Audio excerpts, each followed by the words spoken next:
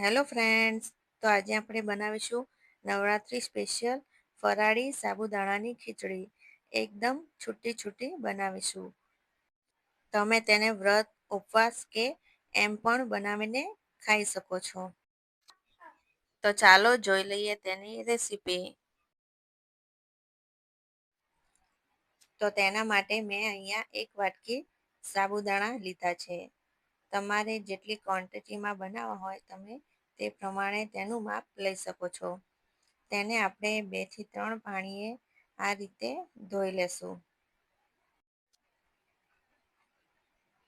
તો અહીંયા મેં સાબુદાણાને ધોઈ લીધા છે. હવે જે માપથી આપણે સાબુદાણા લીધા હતા તે જ માપથી આપણે એક વાટકી પાણી ઉમેરીશું અને ઢાંકીને 2 થી 3 કલાક માટે પલળવા રાખી દઈશું. તો અહીંયા 2 કલાક જેવું થઈ ગયું છે. તો જોઈએ તો એકદમ આપણા સાબુદાણા સોફ્ટ થઈ ગયા છે અને એકદમ સરસ રીતે તે પલળી ગયા છે. તો હવે તેની આપણે ખીચડી બનાવી લઈશું.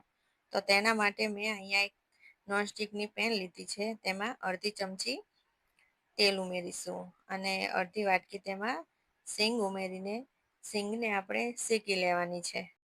સિંગનો કલર બદલાઈ જાય ત્યાં સુધી આપણે તેને શેકવાની છે. તેમાં લગભગ 2 થી 3 મિનિટ જેટલો સમય લાગશે. તો જોઈએ અહીંયા થોડી વાર પછી સિંગ એકદમ સરસ શેકાઈ ગઈ છે. તો હવે તેને આપણે બહાર કાઢી લઈશું.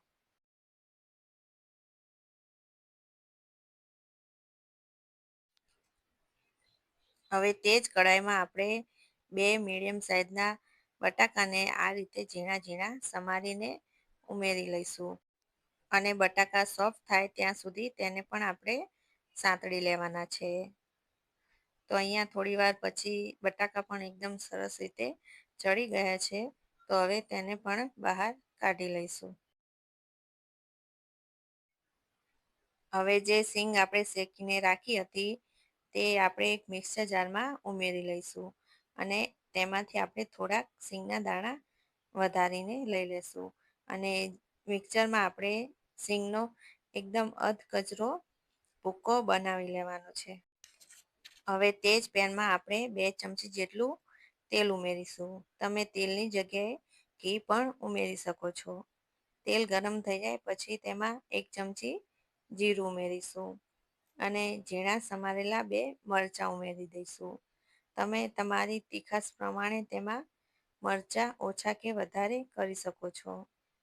પછી તેમાં જે સાબુદાણા પલાળીને રાખ્યા હતા તે ઉમેરી લઈશું અને તેને પણ સારી રીતે મિક્સ કરી લઈશું.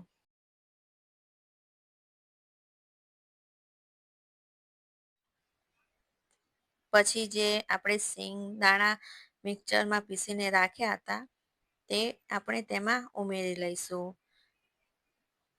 અને તેને પણ આપણે થોડા મિક્સ કરી લઈશું. પછી તેમાં જે બટાકા આપણે સાંતળીને રાખ્યા હતા તે પણ ઉમેરી લઈશું અને બધું જ સારી રીતે મિક્સ કરી લઈશું.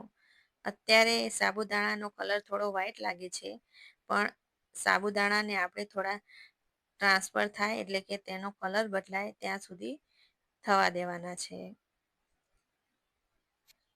પછી 1 ચમચીથી થોડું ઓછું તેમાં મીઠું નાખીશું. તમે તમારા ટેસ્ટ પ્રમાણે તેમાં ઉમેરી શકો છો. પછી બધું જ સારી રીતે મિક્સ કરી લઈશું અને તેને ઢાંકી દઈશું અને 5 થી 7 મિનિટ જેટલું થવા દઈશું અને વચ્ચે આપણે તેને હલાવતા રહીશું. તો 5 થી 7 મિનિટ જેવું થઈ ગયું છે. તો હવે જોઈ લઈએ તો સાબુદાણાનો કલર પણ એકદમ સરસ આવી ગયો છે અને ટ્રાન્સફર પણ થઈ ગયા છે. તો હવે જે સિંગદાણા આપણે શેકેલા રાખ્યા હતા તે ઉમેરી લઈશું અને અડધા લીંબુનો રસ ઉમેરીશું. તમે તેમાં ખાંડ પણ ઉમેરી શકો છો. પછી તેમાં ઝીણા સમારેલા ધાણા ઉમેરી દઈશું અને બધું જ સારી રીતે મિક્સ કરી લઈશું. તો આપણી એકદમ છૂટી છૂટી સાબુદાણાની ફરાળી ખીચડી તૈયાર છે.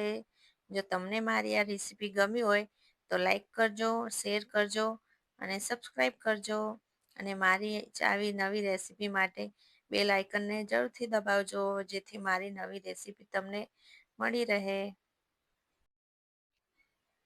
ઉપરથી ચેવડો નાખીને તેને સર્વ કરી લઈશું.